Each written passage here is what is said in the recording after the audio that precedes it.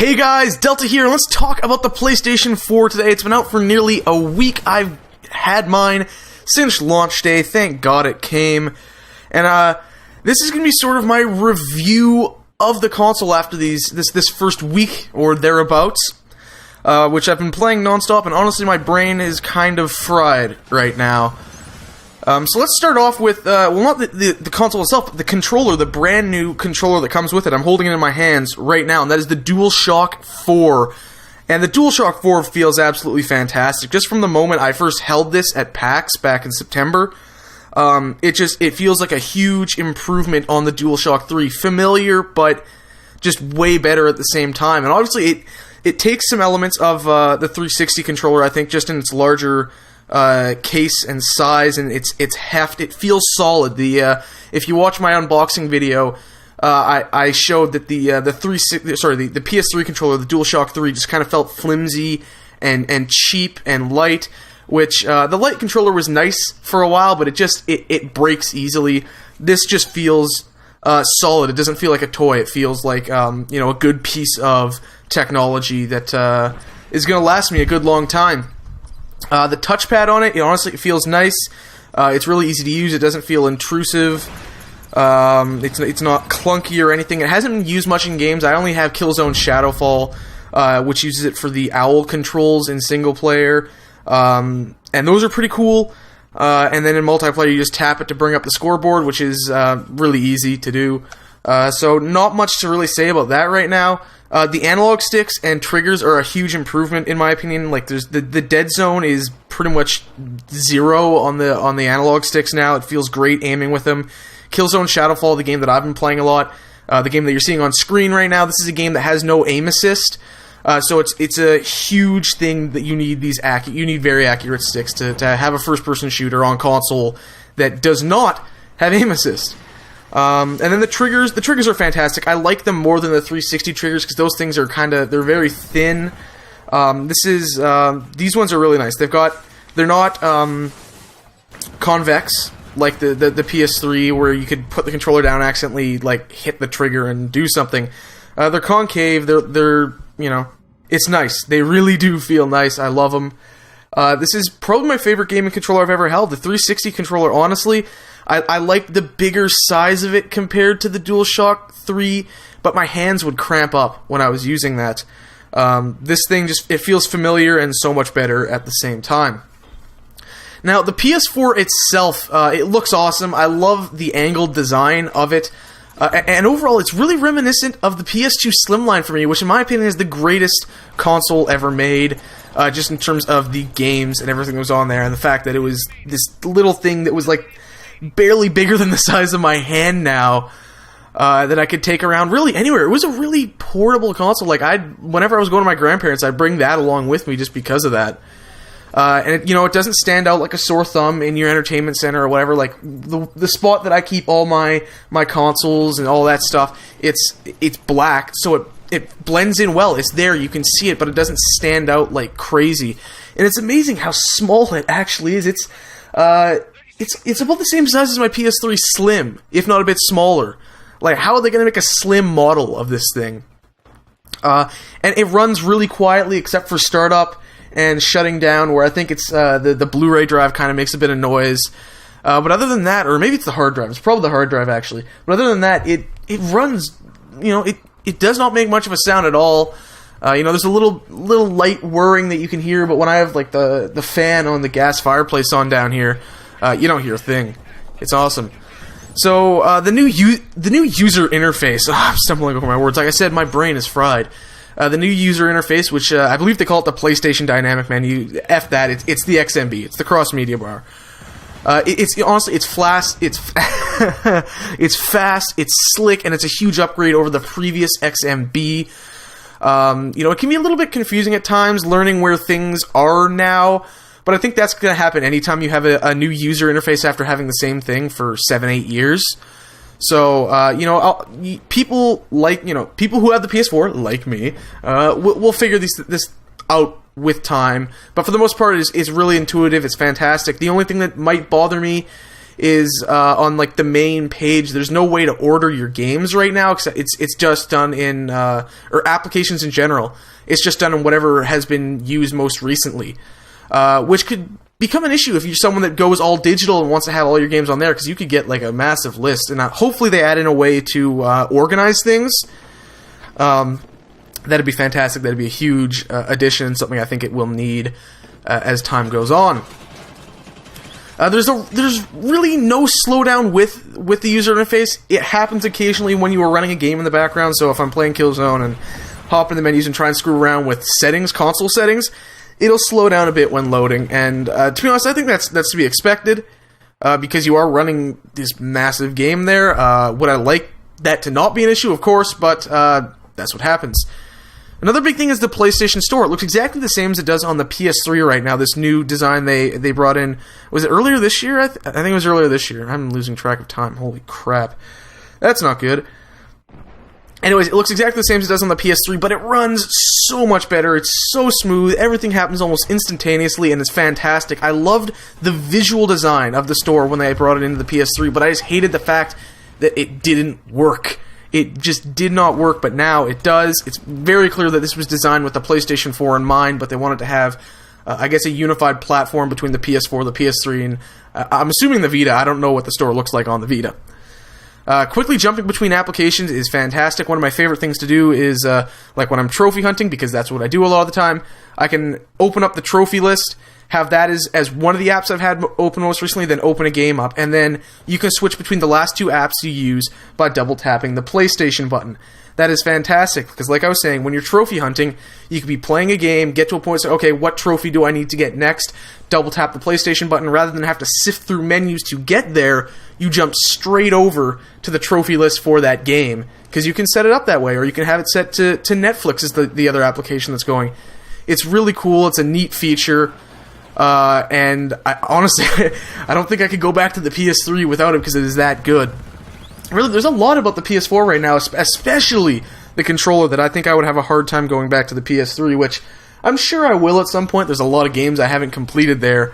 But it is fantastic. And probably my favorite feature on the PlayStation 4 is the share button on the controller and just all the functionality that comes with it. I love the social media integration as a whole into the profiles. I love that I have my PlayStation profile now with my name and like my Facebook photo rather than, a generic avatar that anyone can use. And being able to have, do real name stuff is nice for people that I know, being able to be on a first name basis rather than going by online handles. Unless, of course, I want to go with online handles. It's just a nice option to have. I really like how the profiles look now. They were very bare bones on the PS3. But back to the share button, I'm rambling. I love being able to share screenshots. I love just being able to quickly, like I'm playing, I see something cool, tap share, it's there, then I can hold the button down to open up the share menu, and then tweet it out, post it on Facebook. If you follow me on Twitter, you've probably been seeing that a lot lately the last week, me just putting out pictures of Killzone especially. And I've been uploading clips to Facebook. I normally don't talk a ton about games on my personal Facebook page, but it's been all PS4 lately. So yeah, I kind of feel bad because it feels like I'm rubbing it in the faces of people that don't have the console a bit, but yeah. Anyways, I love that. Of course, the built-in streaming isn't bug-free right now. It's working on most games, but for whatever reason with Killzone Shadowfall, the multiplayer, it errors out after about 10 minutes. Single player is fine, and a lot of people are having this issue, so it sounds like an issue with the game itself, though I've heard some people having issues with knack. It's launch, things don't work perfectly at launch. It's a great feature that I will make use of, and I'm sure as it stabilizes and as the PS4 gets older and more stuff gets added in, it will become a fantastic feature. And right now it's a feature that it has that the Xbox One doesn't, which I think is a huge, huge plus in favor of the PS4. And of course, as I mentioned, sharing gameplay, it's a really cool thing to do.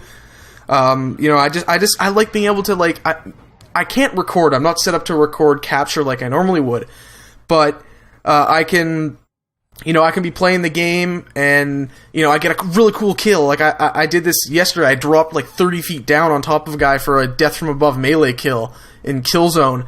And, like, that's awesome to be able to just, like, quickly hit the share button, send that little clip off to Facebook. It's really awesome. And then, of course, it's a games console. Let's talk about the games, because that is really, that's what it comes down to.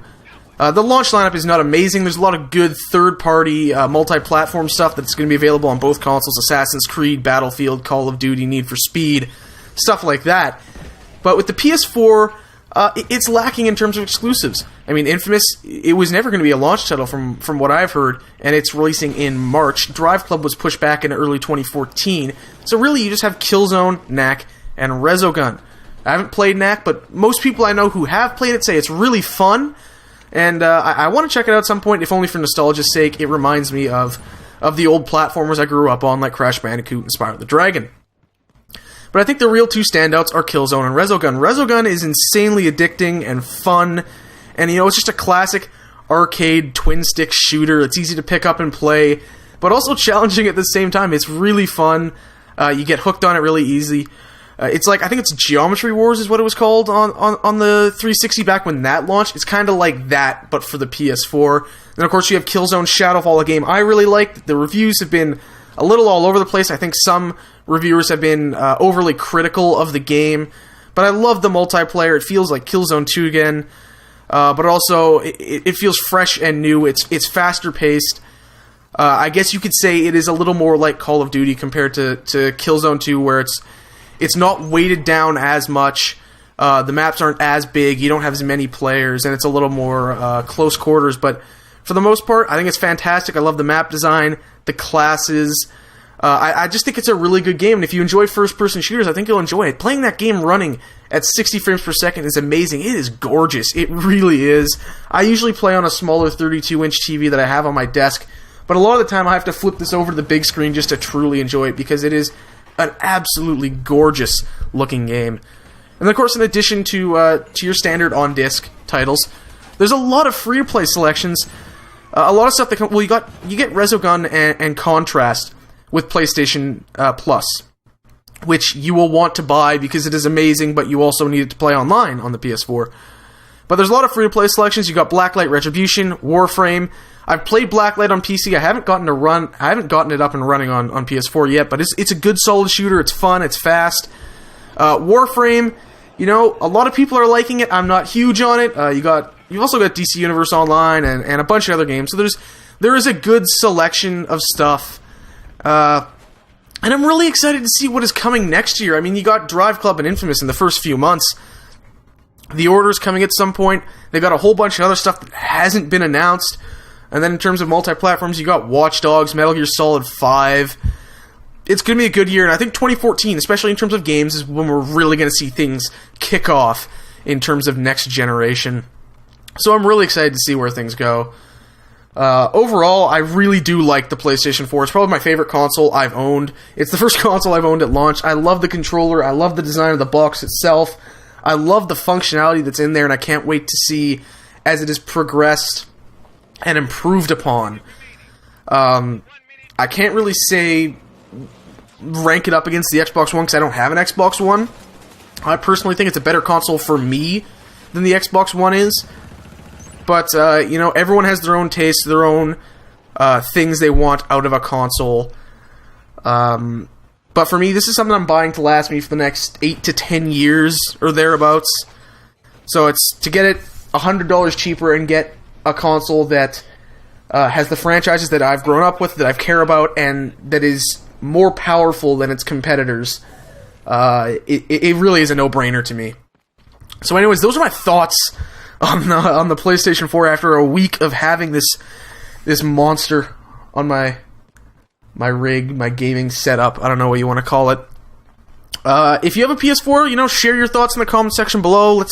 Let's talk. Let's hear what everyone thinks about it. If you're getting an Xbox One, let's talk about that as well. If you're on the fence, let's talk about that. Let's just talk. That's what the comment section is for. I try to respond to all comments, even the stupid ones.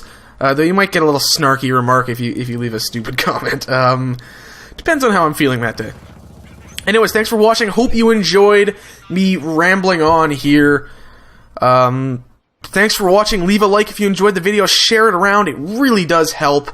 I'm serious. It really does help help the channel grow and all that stuff, and it's fantastic when you guys do. I love it. That's it. Thanks for watching, and I'm gonna go back and play some PS4. See ya.